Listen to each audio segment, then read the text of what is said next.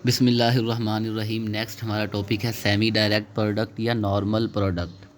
अगर जी हमारे पास कोई भी ग्रुप है तो जी जो है, a group G is a semi direct product of a group N by a group H if following conditions are satisfied. पहली कंडीशन क्या है कि जी जो है वो एन इंटू एच हो, यानी एन और एच के प्रोडक्ट से हम जी को हासिल कर लें।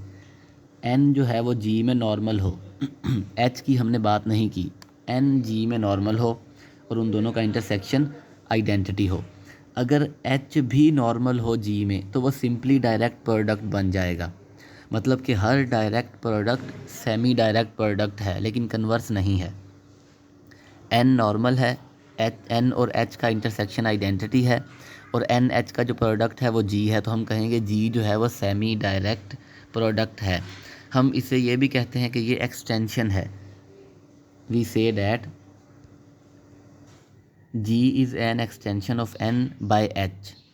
In general, when we say that G is an extension of A by B, B need not be a subgroup of G, but B is isomorphic to the quotient group G by A. For example, अगर हम D3 की बात करें, D3 का order है 6। हम एक सब ग्रुप लेते हैं ऑर्डर 3 का, जो कि D3 में नॉर्मल है। तो D3 बाय N ये आइसोमॉर्फिक है C2 के। तो C2 और N की मदद से हम इस ग्रुप को बना सकते हैं।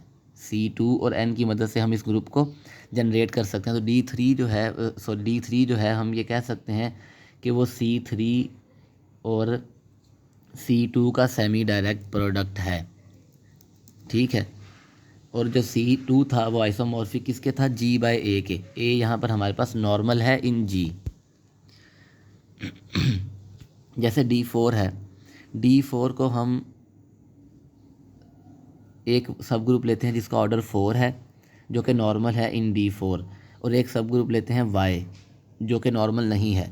तो इन दोनों के सेमी डायरेक्ट प्रोडक्ट की मदद से हम D4 को बना सकते हैं। डायरेक्ट प्रोडक्ट की मदद से नहीं बना सकते, क्योंकि हमें ऐसे दो नॉर्मल सब ग्रुप नहीं मिलेंगे D4 के कि जिनका हम डायरेक्ट प्रोडक्ट लें D4 बन जाए। लेकिन सेमी डायरेक्ट प्रोडक्ट ये जो D4 है वो C4 और C2 का, या हम ये कह सकते हैं कि Z4 क्रॉस Z2, इन दोनों का ये सेमी डायरेक्ट प्रोडक्ट है। अगर हम Q8 की बात करें तो Q8 में सारे सब ग्रुप ही नॉर्मल हैं, लेकिन Q8 जो है वो ना तो सेमी डायरेक्ट प्रोडक्ट है कोई से भी दो सब ग्रुप्स का, ना ही डायरेक्ट प्रोडक्ट है। क्योंकि अगर हम एक ग्रुप लें जिसके अंदर एलिमेंट्स हैं 4, तो उसमें एक एलिमेंट -1 है, उसका ऑर्डर 2 है। तो 3 सब ग्रुप हैं 4 ऑर्डर के, तीनों ही नॉर्मल हैं। उनके इंटरसेक्शन में दो एलिमेंट्स कॉमन है, एक 1 और एक -1। एक ग्रुप है जिसके अंदर +-1 दो एलिमेंट्स हैं, ये भी नॉर्मल है। इसका इसके साथ इंटरसेक्शन लें तो वो आइडेंटिटी से हट कर है, +-1 उसमें कॉमन आएगा। तो मतलब हम जो Q8 है वो ना तो अपने कोई से भी दो सब ग्रुप्स का डायरेक्ट प्रोडक्ट है, ना ही सेमी डायरेक्ट प्रोडक्ट है। नेक्स्ट हम सेमी डायरेक्ट प्रोडक्ट बनाएंगे कैसे। Let G be a semi direct product of N by H। एक चीज़ हम देख लेते हैं यहाँ पर, अगर हम बात करें N और H के एलिमेंट्स को हम मल्टीप्लाई कैसे करेंगे। N1 H1 है, हमने कहा था हम इन्हें ऐसे भी लिख सकते हैं N1 H1 N2 H2। तो हम यहाँ पर N1 H1 N2 और H2 ऐसे लिख लेते हैं। ठीक है, ये होगा N1 H1 N2 H2।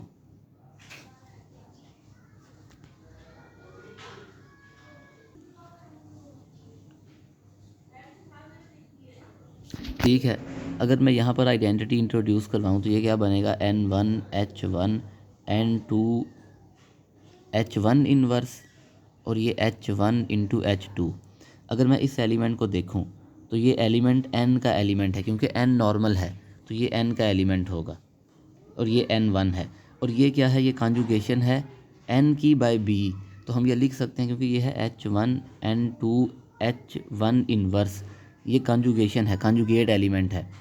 तो हम इसे N2 ओवर H1 इस तरह से लिख देंगे, ताकि हम ये बता सकें कि ये कॉन्जुगेट एलिमेंट है। इसे एक्सपेंड करेंगे तो ये है NH1 N2 H1 inverse.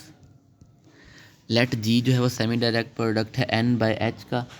For each element H of H हम एक मैप डिफाइन करेंगे थीटा, और यहाँ पर H है N से N तक। ये क्या होगा, ये हमारे पास ऑटोमॉर्फिज्म है। ये थीटा क्या है, N से N तक एक 1/1/2 यानी बाइजेक्टिव होमोमॉर्फिज्म है, या हम ये कह सकते हैं ये ऑटोमॉर्फिज्म है। डिफाइन कैसे है, H इन्वर्स, जो अभी हमने बात की थी कि हम एलिमेंट्स को मल्टीप्लाई कैसे करेंगे।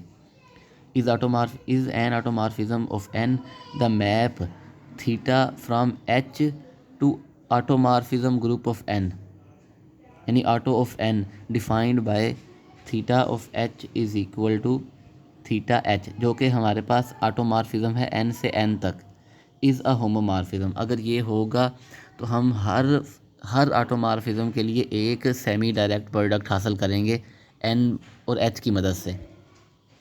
सिंस N इज़ नॉर्मल सब ग्रुप ऑफ G, तो H इन्वर्स एक एलिमेंट होगा N का। ठीक है, तो theta H is a homomorphism. क्यों, क्योंकि हम इसको इस एलिमेंट पर अप्लाई करें तो ये क्या होगा, N1 N2 H इन्वर्स। हम यहाँ पर एक आइडेंटिटी खुद से इंट्रोड्यूस करेंगे, N1 identity N2 H inverse. इसे लिख सकते हैं इसे हम लिखेंगे H का इन्वर्स, और इसे लिखेंगे H inverse into H identity को। तो ये हमारे पास एलिमेंट आ जाएगा, और इसे हम लिख सकते हैं थीटा H_N1 और थीटा H_N2, मतलब कि ये होमोमॉर्फिज्म है। नेक्स्ट हमने प्रूव करना है कि इंजेक्टिव है। उसके लिए अगर एलिमेंट सेम है, इमेजेस सेम है, तो एलिमेंट्स भी सेम, तो N1 is equal to N2, और ये ऑन2 भी है, मतलब कि ये ऑटोमॉर्फिज्म है। नेक्स्ट हमने प्रूव करना है कि ये थीटा जो है, ये हमारे पास होमोमॉर्फिज्म है H से ऑटो ऑफ N तक। ये क्या है, ये भी एक ग्रुप है जिसके अंदर N की तमाम ऑटोमॉर्फिज्म्स की कलेक्शन है। तो हम एक एलिमेंट लेते हैं, थीटा को थीटा H1 H2 N पर अप्लाई होगा, तो ये हमारे पास बाय डेफिनेशन, क्योंकि ये थीटा H जो है ये बराबर है थीटा H के, यहाँ पर H हमारे पास सबस्क्रिप्ट में आएगा, तो ये एलिमेंट आ जाएगा। इसे हम लिख सकते हैं H1 into H2N H2 inverse और H1 इन्वर्स। अगर मैं इस एलिमेंट को नाम दे दूं A का, तो ये क्या बनेगा, H1A H1 इन्वर्स। ये क्या है, ये मेरे पास थीटा ऑफ H1A है, और A क्या है, A है H2N H2 inverse, H2A H2 inverse. तो ये अगेन हमारे पास बाय डेफिनेशन ये क्या बनेगा, थीटा ऑफ H2 और यहाँ पर N1। तो इसका मतलब ये है अब ये दोनों बराबर हैं, तो इसका मतलब ये है थीटा ऑफ H1 H2 किसके बराबर है, theta of H1 theta of H2। तो ये हमारे पास होमोमॉर्फिज्म है। इस तरह से हम हर ऑटोमॉर्फिज्म के लिए यूनिक सेमी डायरेक्ट प्रोडक्ट हासिल करेंगे। अगर A और B हमारे पास कोई से भी दो ग्रुप हैं, आइडेंटिटी E और E डैश है, ठीक है, और B जो है वो हमारे पास एक ऑटोमॉर्फिज्म इंड्यूस करे, क्योंकि जब हमने बात की थी, अभी हमने जो पढ़ा है कि अगर थीटा हम कंसीडर करते हैं N से N तक, ठीक है, यहाँ H था, ये H एलिमेंट था H का, यानी ये H जो है वो B का एलिमेंट है, ये B बिलोंग्स टू B, जो नॉर्मल नहीं था। तो इस B की मदद से ऑटोमॉर्फिज्म बनाई है, जो कि A⁻B है, यानी B इन्वर्स, ठीक है। A हमारे पास यहाँ N है और B हमारे पास यहाँ पर H है। और यहाँ ऑपरेशन क्या होगा, अगर हम कोई से भी दो ऑर्डर पेयर्स लें तो मल्टीप्लाई कैसे करेंगे, A1 B1 A2 B1 inverse और B1 B2, इस तरह से। और ये किसके बराबर है, ये बराबर है A2 और उसकी पावर में B1, यानी कॉन्जुगेशन है B की मदद से, तो A2 की पावर में B1। इस तरह से हम एलिमेंट्स को मल्टीप्लाई करेंगे। और यहाँ पर इन्वर्स क्या होगा वो भी हम देखते हैं, एलिमेंट का इन्वर्स, क्योंकि ये ग्रुप है, हमने इसकी एक्सियम हमने प्रूव नहीं किया कि हम बारी बारी चेक करें क्लोजर लॉ एसोसिएटिव लॉ, लेकिन ये ग्रुप है, ये कलेक्शन जो है ये हमारे पास ग्रुप है। अगर G जो है वो नॉर्मल प्रोडक्ट है, सेमी डायरेक्ट प्रोडक्ट है A B का, तो अगर हम ये एक जी का ये सब ग्रुप लें ए डैश और बी डैश, तो ये दोनों ए और बी के आइसोमॉर्फिक हैं। ए डैश जो है वो जी में नॉर्मल है और जी बाय ए डैश जो है ये आइसोमॉर्फिक है बी के। अगर मैं इन्वर्स की बात करूं तो इन्वर्स का मतलब ये है, अगर मैं दो एलिमेंट्स ए बी को ए डैश बी डैश से मल्टीप्लाई करूं और आंसर 1 आइडेंटिटी आ जाए तो फिर ये इन्वर्स होगा। मैं इन्हें मल्टीप्लाई कैसे करूंगा? इन्हें मल्टीप्लाई करूंगा a b a dash B inverse b b dash is equal to 1,1। ठीक है, इसका मतलब है ये भी 1 है और ये भी 1। अगर मैं इसे 1 लूँ तो ये b b dash is equal to 1, इसका मतलब है b dash is equal to B inverse, क्योंकि मुझे बी डैश की वैल्यू चाहिए। B dash is equal to B inverse. अब मैं इसे सॉल्व करता हूँ। अगर मैं लिखूँ a b a dash B inverse is equal to 1, a b a dash B inverse is equal to 1, मुझे ए डैश चाहिए, मैंने ए डैश की वैल्यू निकालनी है।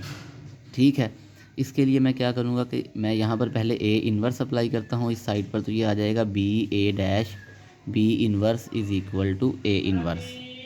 उसके बाद अब मैं क्या करूँगा, यहाँ पर बी इन्वर्स अप्लाई करूँगा तो ये आ जाएगा A dash B inverse is equal to B inverse A inverse. फिर यहाँ पर बी अप्लाई करेंगे तो ये बी बन जाएगा, यानी ए डैश किसके बराबर आएगा?